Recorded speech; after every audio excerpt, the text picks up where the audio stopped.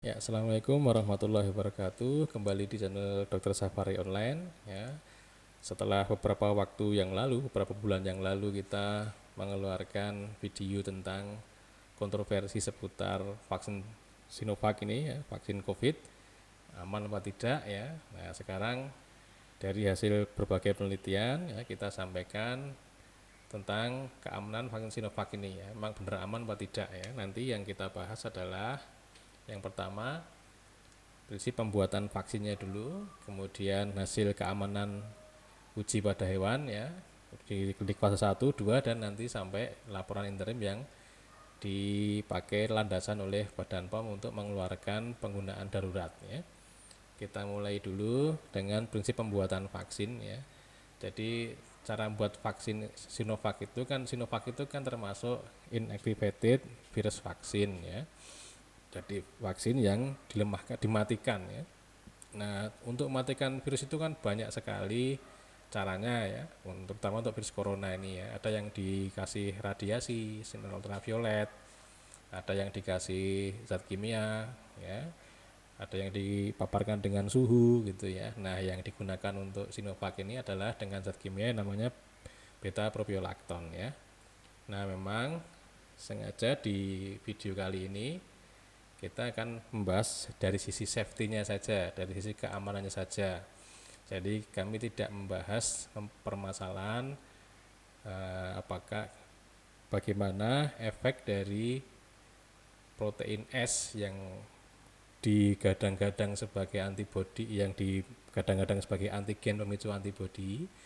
Kalau terkena beta propiolactone ini bagaimana? Ya, karena dari pengamatan secara mikroskopis yang sangat kuat tingkat pembesarannya, ya, itu beta propiolactone itu akan merubah struktur dari protein S, ya, dari pre-fusion menjadi post-fusion, ya. Nah, saya tidak membahas tentang itu, ya. Kita membahas tentang safety-nya dulu, ya, safety-nya dari vaksin Sinovac ini. Nah, bagaimana hasil safety atau dari hasil uji hewan tentang keamanannya, ya. Ya, pada tikus itu dilakukan percobaannya pada tikus Wistar sama tikus Sprague-Dawley, ya. Nah, itu ternyata tidak ditemukan efek toksisitas sistemik, ya. Misalnya ada sampai gangguan, misalnya gangguan alergi berat misalnya, atau tekanan darahnya turun misalnya, atau terjadi gangguan irama jantung dan seterusnya, ya, tidak ditemukan seperti itu. Kemudian pada marmot, ya, ya, ternyata hasilnya itu dari uji klinik dari uji pada hewan, ya, tidak mengalami kematian, ya. Artinya marmot-marmot yang disuntik dengan Sinovac itu tidak mengalami kematian, ya. Kemudian juga tidak ditemukan kelainan klinik pada marmot yang disuntik itu, ya. Misalnya berat badannya jadi turun drastis atau jadi nggak sadar atau apa gitu, ya, tidak ditemukan yang seperti itu. Jadi berat badannya normal, ya, antara yang disuntik dengan yang tidak disuntik itu nggak ada bedanya, ya. Jadi tidak ditemukan efek samping pada marmot, ya. Demikian juga pada kelinci putih Jepang, ya, Japanese White Rabbit itu, ya, itu tidak ditemukan efek samping yang tidak diharapkan, ya. Kepustakaan saya sebutkan di bawah, bisa dibaca sendiri jika ingin melihat lebih lanjut, ya. Ini yang di bawah itu, ya, di bagian bawah, kolom paling bawah, ya. Nah, kemudian bagaimana dengan kera, ya. Yang kera itu kan mirip-mirip dengan kita, ya. Nah, ternyata hasil uji yang pada kera yang disuntik dengan Sinovac ini, ya, dengan virus mati ini, ternyata tidak ditemukan perubahan berat badan, ya. Artinya sebelum dan setelah dilakukan penyuntikan berat badannya nggak berubah, ya. Tidak ada perubahan suhu, ya. Jadi suhunya tidak panas, tidak demam, ya. Kemudian tidak ada perubahan rekam jantung, jadi listrik jantungnya tetap biasa-biasa saja, ya. Kemudian saturasi oksigen, ya, itu tidak ada perubahan ya. Parameter kimia klinik itu misalnya fungsi liver, fungsi ginjal itu atau fungsi koagulasi tidak ada kelainan ya. Nah, cuma memang pada hewan yang kera ini ya makakus ditemukan efek iritasi pada tempat injeksi. Jadi ada reaksi lokal di tempat penyuntikan. Nah, itu hasil uji pada hewan.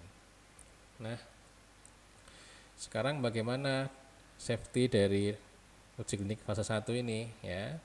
Nah, uji klinik fase 1 itu yang daftar banyak ya, lebih dari 72 orang ya, cuma yang memenuhi syarat untuk dilakukan penelitian, maksudnya dilibatkan dalam penelitian itu ada 72 orang ya. Nah, reaksi yang tidak diinginkan dari uji klinik pertama itu tidak ada yang sampai berat ya, memang tidak ada yang jadi jatuh shock misalnya ya. Nah, yang paling banyak memang nyeri di tempat injeksi. Jadi nyeri di tempat injeksi artinya yang bekas suntiknya itu sakit ya. Kemudian ada urtikaria itu gatal-gatal ya, biduran gitu ya, kaligata ya. Kemudian ada fatigue itu lemah, lesu lemah gitu ya, diare, demam dan batuk ya. Nah, ini frekuensinya kecil yang batuk, diare ya. Kalau yang sering memang nyeri di tempat injeksi dan demam. Itu yang paling sering dan ringan bisa hilang dengan sendirinya. Nah, kemudian bagaimana dengan uji klinik fase kedua?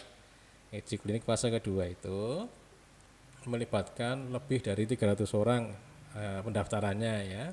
Tapi yang memenuhi syarat untuk diikut sertakan dalam penelitian sekitar 300 orang ya. Nah, reaksi yang tidak diinginkan ini nyeri tempat injeksi ya, nyeri tempat injeksi, kemudian di tempat injeksi bengkak gitu ya, kemerah-merahan, kemudian ada gatal ya, ada letih, lesu, lemah itu ya, fatigue itu, diare, demam ya, nyeri otot, pegel-pegel, sakit kepala, mual, batuk ya, bersensitif ya, alergi, dan penurunan nafsu makan, alergi gatal maksudnya ya, dan penurunan nafsu makan. Dari sekian banyak itu yang menempati posisi tertinggi adalah nyeri di tempat injeksi. Jadi bekas suntiknya itu ya kira-kira 25% lebih ya, nggak sampai 30% itu dari orang yang disuntik vaksin ini memang mengalami nyeri di tempat injeksi. Dan nyeri di tempat injeksi itu kan wajar ya, artinya dalam arti biasa terjadi karena memang kulit utuh disuntik dengan jarum kemudian dimasuki sesuatu ya nyeri biasa ya. Nah, yang paling sering kedua adalah demam ya. Nah, itu tapi demamnya ringan dan bisa hilang dengan sendirinya. Nah, untuk yang kasus gatal yang alergi itu diberi dengan pemberian obat anti gatal, anti radang itu bisa sembuh dengan baik. Nah, itu yang fase 2. Nah, kemudian bagaimana yang dari fase 3 ya, dilakukan di beberapa negara ya, ada yang dari Brasil ya, yang efikasinya itu dari 75 70 sekian persen jadi 50, sekian persen ya di Turki dan juga di negara kita ya, di Indonesia. Nah, sayang sampai saat kami menulis tulisan video ini, PowerPoint dan merekam video ini, kami tidak menemukan hasil interim dari penelitian tersebut ya. Cuma kami sendiri yakin, percaya bahwa Badan POM mempunyai kemandirian yang baik ya, sehingga sudah membaca, mengevaluasi dan kemudian memberikan simpulan dan mengeluarkan izin penggunaan darurat ya, tentunya sudah melalui tahap-tahap. Nah, ini laporan dari Satgas Covid ya, saya ambil dari websitenya, situsnya Satgas Covid ya. Nah, Badan POM itu sudah menerbitkan emergency use authorization itu memang ada syarat-syaratnya ya. Kriterianya apa? Kriterianya itu adalah telah ditetapkan keadaan darurat kesehatan masyarakat oleh pemerintah. Ini sudah ya, dulu sudah Bapak Presiden sudah menetapkan ini. Kemudian sudah terdapat cukup bukti ilmiah ya, baik dari sisi keamanan tadi yang kita bahas, sisi khasiat belum kita bahas ya. Kemudian kalau melihat laporan ya, khasiatnya kan kemarin sekitar 60 sekian ya yang di Indonesia ya. Nah, memang itu untuk mencegah ya, mengobati penyakit yang serius ya. Jadi memang tujuannya memang maksudnya itu sudah ada bukti ilmiah terhadap aspek keamanan dan khasiat dari obat ya, termasuk vaksin ini ya. Jadi khasiat dan keamanannya sudah terbukti ya. Kemudian memiliki mutu yang memenuhi standar ya dari pihak laporan yang tadi yang kami sebutkan referensinya tadi, bisa dibaca juga bahwa pihak produsen sudah memberikan pernyataan bahwa dia sudah membuat vaksin dengan cara yang baik gitu ya. Nah, memiliki asas rasio dan manfaat ya, manfaatnya lebih besar daripada resiko ya. Kemudian jadi kalau resikonya lebih banyak ya tentu tidak akan diterbitkan izin penggunaan darurat oleh Badan POM gitu ya.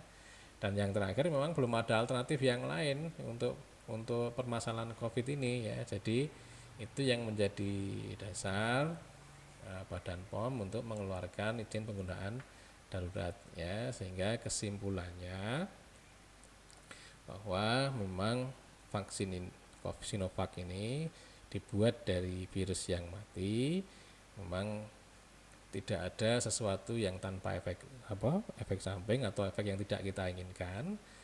Dan efek yang tidak diinginkan paling banyak adalah nyeri di tempat injeksi sekitar 25-30% ya kira-kira.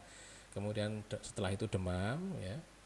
Nah, belum ditemukan kejadian tidak diinginkan atau kejadian ikutan pasca imunisasi yang berat ya.